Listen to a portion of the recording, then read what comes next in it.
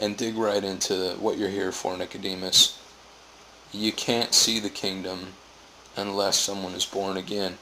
And the thing is, Nicodemus knows that God is with Jesus, but he doesn't understand how he can be the Messiah. How can he be the king? He doesn't see the kingdom of Israel restored. The Jews believed the Messiah was going to come and conquer their enemies and establish a kingdom, and the king would be like King David, their greatest king. So he obviously doesn't see this when he looks at Jesus. And so he's wrestling with all these thoughts. He's with God, but he's this humble guy, and, so he goes to Jesus.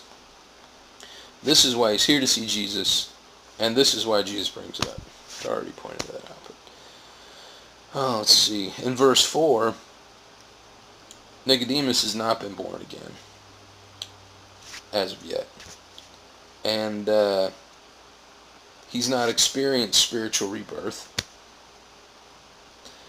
and he does not understand it. Obviously confused and or frustrated, he asks a silly question to Jesus. After Jesus says, unless one is born again, he cannot see the kingdom of God, Nicodemus' reply in verse 4 is, how can a man be born when he is old? Can he enter a second time into his mother's womb and be born again? That's just silly talk, really. And Jesus begins to explain the spiritual rebirth. What is it not? Spiritual rebirth, it's not a birth of the flesh. Spirit is not flesh. Spirit has to do with spiritual things. Can't see spiritual things. And so let's look at verse 5 and 6 here. Jesus answers, most assuredly I say to you, unless one is born of water and the Spirit, he cannot enter the kingdom of God. That which is born of the flesh is flesh, and that which is born of the Spirit is spirit. Do not marvel that I said to you, you must be born again. So let's go through that real in detailed here. In verse 8 here, we get a little bit more light on what the being born of the Spirit is.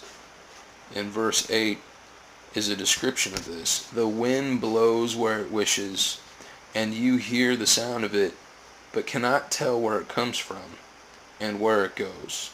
So is everyone who is born of the Spirit. So that's a description of the spiritual rebirth. You can't see it. You can't tell where it comes from. You can't tell where it goes. You may hear the sound of it, and the wind, you can feel it too. You can see its effects if you really want to dig into it.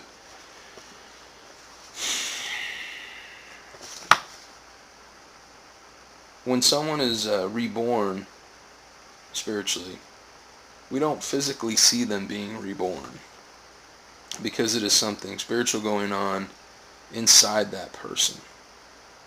This is why a person can't see the kingdom until they are reborn. Once they are reborn, they see through the eyes that have been spiritually open. They are a new creation. They were blind, but now they see.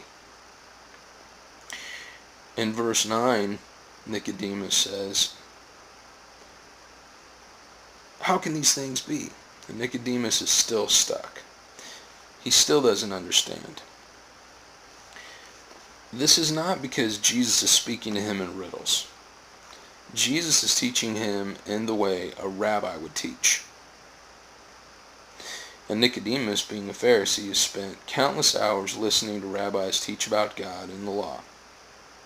In fact, in verses 5 and 6, Jesus is using a teaching method used by rabbis that shows up in the Bible a lot. It is now known as Hebraic parallelism. Hebraic parallelism. There are 5 kinds in the Bible. In verses 5 and 6, Jesus is using emblematic parallelism. Jesus is trying to make these things he's saying to Nicodemus more clear. Keep in mind, Nicodemus himself is a rabbi. He too is a teacher. He should know these things. He should understand this teaching method. He should understand what Jesus is saying. But to explain the emblematic parallelism, to put it in the simplest terms, Jesus is saying the same thing twice in two different ways, as to make himself, or rather what he was saying, perfectly clear. There are many examples of this poetic method in the Psalms. My favorite one is in Psalm 42, verse 1 and 2. Let's go there here for a second. In Psalm 42,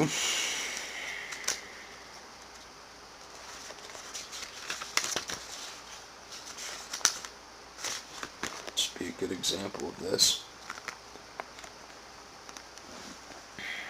The psalmist says, "As the deer pants for the water brooks, so pants my soul for you, O God. My soul thirsts for God, for the living God." In the King James Version, let's look at this in the King James. I like how it's worded even better there. Illustrate my point.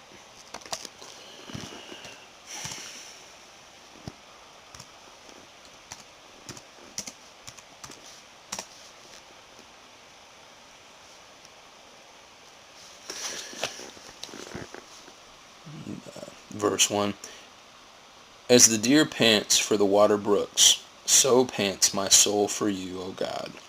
My soul thirsts for God, for the living God. When shall I come and appear before God?" So, looking at this,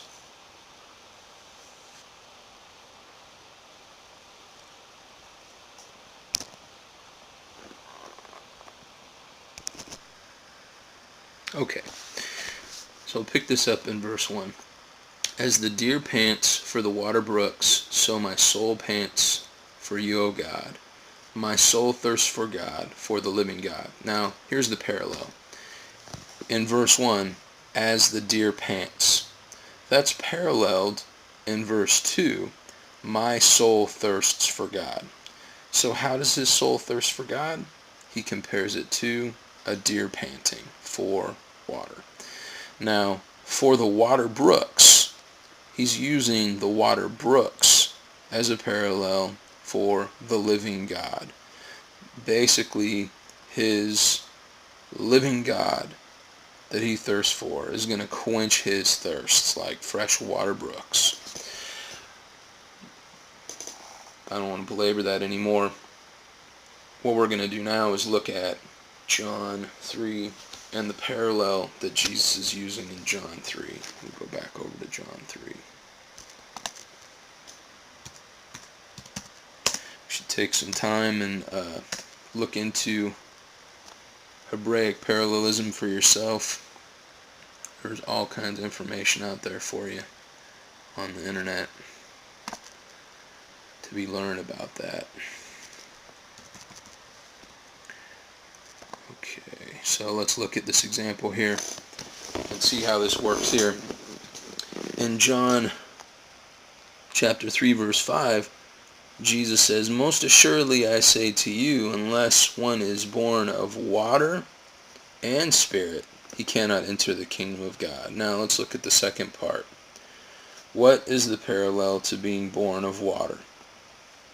It is the flesh being born of flesh. That which is born of the flesh is flesh. That which is born of the spirit is spirit. If we put over on the left, being born of water, over on the right is the spirit. Now down below it, over on the left, is being born of the flesh.